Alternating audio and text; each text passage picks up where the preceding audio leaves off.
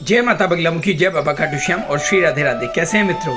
आशा करता हूँ जहाँ होंगे जैसे होंगे भले चंगे होंगे और बहुत अच्छे होंगे। मित्रों, आज हम बात करने जा रहे हैं मोबाइल नंबर से संबंधित महत्वपूर्ण जानकारी के बारे में।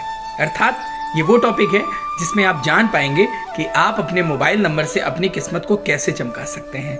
देखिए, आज 21वीं सदी है और 21वीं सदी में मोबाइल का तो चलन आम है। लोग एक नहीं तीन दो मोबाइल रखने का काम अपने पास करते हैं। तो हम जैसे हमारा जो जन्म है, अगर हम जन्म के भाव के अनुसार और लग्न के अनुसार अगर हम अपना मोबाइल नंबर का चुनाव करते हैं तो बहुत बेहतर साबित होगा। क्या है वो, आइए जानते हैं विस्तृत जानकारी इसके बारे में। तो सबसे पहले हम बात करने जा रहे हैं मूलांक 1 के बारे में। 1 का मतलब एक का मतलब 19, 9 और 1 10 यानी कि 1 का मतलब 28, 8 और 2 10 यानी कि 1। अर्थात जिन योगफलों का योगफल 1 आता हो उसे सूर्य का अंक माना जाता है। और सूर्य यानी कैरियर। अगर आप 1 के अंक का नंबर मोबाइल को चूज करते हैं तो निश्चित तौर पे आपके कैरियर में आपको बढ़ोतरी मिलेगी। और खास तौर से जिनका लग्न सूर्य का हो उन्हें जरूर इस नंबर को रखना चाहिए। 2 नंबर की बात करें तो 2 नंबर चंद्रमा को प्रेरित होता है और 2 नंबर का अगर अंक हम अपने पास रखते हैं तो निश्चित तौर पे हमारे स्वास्थ्य में तमाम तरह की अगर परेशानियां हो रही हैं तो वो तत्काल प्रभाव से दूर जरूर होंगी।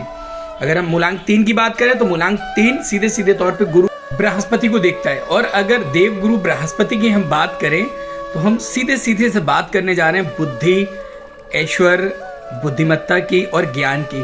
अर्थात अगर आपका मूलांक 3 पढ़ रहा है मोबाइल का अंक, तो 3 नंबर का उन जातकों को अवश्य रखना चाहिए जिनकी राशि बृहस्पति ग्रह से संबंधित होती है। ऐसे लोगों के लिए पीले रंग का कवर भी बहुत शुभ माना गया है। तो अगर आप 3 अंक को चुनते हैं तो आप वाकई बहुत भाग्यशाली साबित होते हैं। मैं बात करने जा रहा हूँ मूलांक 4 की। बहुत समझने वाली बात है। 4 का जो अंक होता है वो राहु का होता है। आपने अक्सर देखा होगा जो 4 मूलांक के नंबरों को चुनाव करते, जैसे लास्ट में 4444 अगर 4 बार है तो ये भी बड़ा अशुभ प्रभाव देगा। मेरा मानना है कि जब तक आपकी जन्म कुंडली में केंद्र स्थान पे राहु ना हो, चतुर्थ भाव में राहु ना हो, अष्टम भाव का राहु ना हो, तब तक आपको बिल्कुल भी 4 का अंक नहीं चुनना चाहिए। और अगर है तो बदल दीजिए, नहीं तो बहुत सारे नुकसानों को ऑलरेडी आप देख चुके हैं, बहुत सारी बुरी खबरों को आप सुन चुके हैं। तो अब आगे ऐसा ना करें। आगे बात करते हैं मूलांक 5 की बात करें। मूलांक 5 बुध ग्रह को देखता है। बुध यानी कि धन। अब अगर जिन जातकों का नंबर 5 पे आता है, 23, 3 और 2 5 पे आता है, 14, 4 और 1 5 पे आता है, या 5 बार 111 यानी कि 5 टोटल मूलांक होता है, तो ऐसे जातकों को बुद्ध से संबंधित समस्या का सामना कभी नहीं करना पड़ता। बात करते हैं मूलांक 6 की। जिन जातकों का मूलांक अर्थात आपके फोन का नंबर अगर कुल योगफल 6 आ रहा है, मान लीजिए आपके मोबाइल का जैसे आपके मोबाइल का नंबर 2+2+2+2 ऐसे टोटल योगफल करने के बाद अगर 6 आ रहा है तो बहुत ही भाग्यशाली व्यक्ति हैं। और ये बात मैं पूरी जिम्मेदारी के साथ कह सकता हूं कि जीवन में हर सुख आपको जरूर प्राप्त होगा। और आप बने ही इसीलिए क्योंकि शुक्र का जो अंक होता है वो 6 होता है। और जिन जातकों का शुक्र प्रबल होता है, अगर प्रबल नहीं है तो प्रबल करने का बहुत आसान तरीका है कि आप ऐसा फोन नंबर ले लीजिए जिसका मूलांक 6 आता है। वो नंबर आपकी किस्मत को चमका देगा, ऐश्वर्य को भर देगा, धन को भर देगा, माता लक्ष्मी आपके पीछे आएंगी। तो अगर हो सके तो इस नंबर को जरूर चुने। और ये प्रेम संबंधों को भी बहुत प्रांगण करने का काम करता है। अगर आपकी अक्सर लड़ाई झगड़ा रहता है, पति पत्नी विवाद चलता है या प्रेमी प्रेम का विवाद चलता है, तो निश्चित तौर पे आपको 6 का अंक जरूर चुनना चाहिए। मैं बात करता हूँ मूलांक 7 की। 7 का मूलांक अर्थात केतु का अंक। सावधान हो जाइए, जब भी केतु का अंक 7 निकलता है तो निश्चित तौर पे आप ये मान लीजिए आपको अचानक से आपकी की गई मेहनत कब को फल नहीं मिलेगा। अक्सर लोग कहते हैं कि मैं दिन भर मेहनत करता हूँ, दिन भर फोन पे बात करता हूँ, और कुछ लोगों का ऐसा भी व्यापार होता है जो फोन के माध्यम। बात करते हैं मूलांक 7 के बारे में। 7 के बारे में जितनी बात की जाए उतना कम है। चंद शब्दों में अगर मैं ये बताऊं कि आपकी मेहनत का आपको फल नहीं मिलता है। बॉस फोन तो करता है लेकिन डांट लगाने के लिए, और परमानेंट आप मानसिक तनाव में रहते हैं। तो ये मेरी चेतावनी है कि तत्काल प्रभाव से इस नंबर को बदल दें। अगर आपके मोबाइल का कुल योगफल का नंबर 7 आ रहा है तो आपको सतर्क हो जाना चाहिए, चीजों को बदल देना चाहिए, नहीं तो मानसिक रूप से आप बहुत परेशान होने वाले हैं।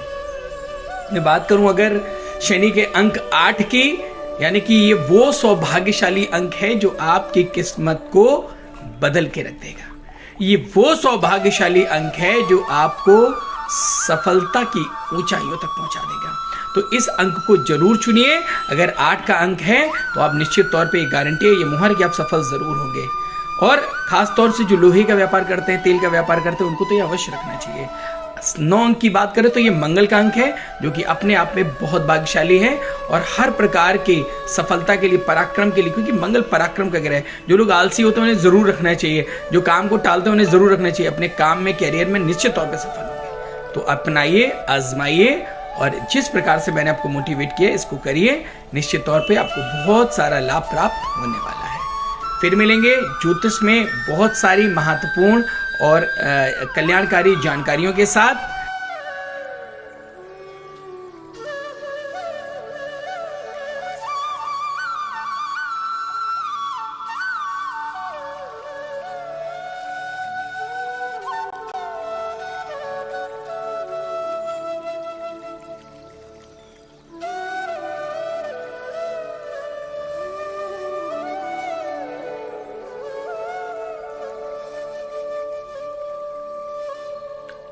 व्यक्ति का काम अगर काफी अरसे से नहीं हो पा रहा है तो इस एक उपाय से आप उसे मिनटों में पूरा कर सकते हैं। नमस्कार, आप देख रहे हैं ज्योतिष विज्ञान की अद्भुत दुनिया। मैं हूं आपका होस्ट, आपका दोस्त आचार्य डॉक्टर AS वर्मा पद्मेश।